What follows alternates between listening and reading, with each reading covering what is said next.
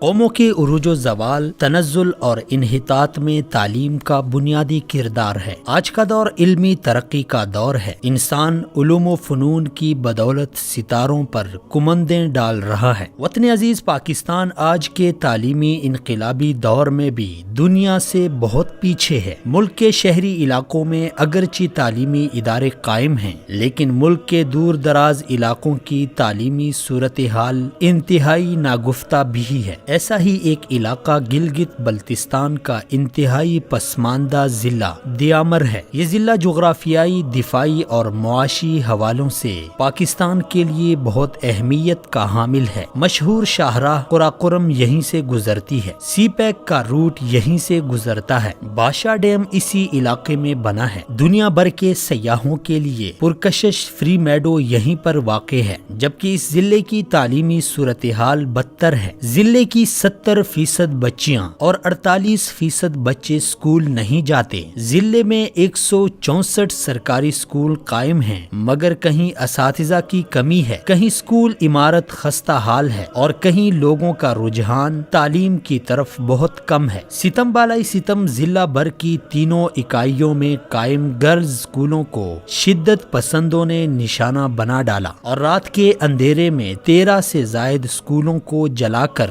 قوم کے مستقبل کو تاریک کرنے کی ناکام کوشش کی گئی۔ اس افسوسناک واقعہ نے ضلع دیامر کو بہت پیچھے دھکیل دیا ہے، ضلع کی محرومیوں اور بدنامیوں میں اضافہ کر دیا ہے۔ قانون نافذ کرنے والے اداروں کی ذمہ داری بنتی ہے کہ وہ ایسے واقعات کے تدارک کے لیے اقدامات کریں، ضلع دیامر کے لوگوں کی محرومیوں کو ختم کریں۔ یہاں کے لوگوں سے کیے گئے وعدے کہ داریل اور تانگیر کو ضلع بنایا جائے گا، وہ عہد و پیمان وفا کیے جائیں، ان کی محرومیوں کا ازالہ کیا جائے، ایسے عناصر کی سرکوبی اور حوصلہ شکنی کی جائے جو اندھیروں کے سفیر بن کر نئی نسل سے روشنیاں چھین رہے ہیں۔ ان واقعات کے پیچھے دشمن اور دوست نما دشمن ممالک کا ہاتھ بھی ہو سکتا ہے، لہٰذا دشمن اور دوست نما دشمنوں کی سازشوں سے آگاہ رہ کر ان کا مقابلہ کرنے کی اشد ضرورت ہے، کیونکہ ایک پڑھا لکھا ہی مضبوط پاکستان ہوگا۔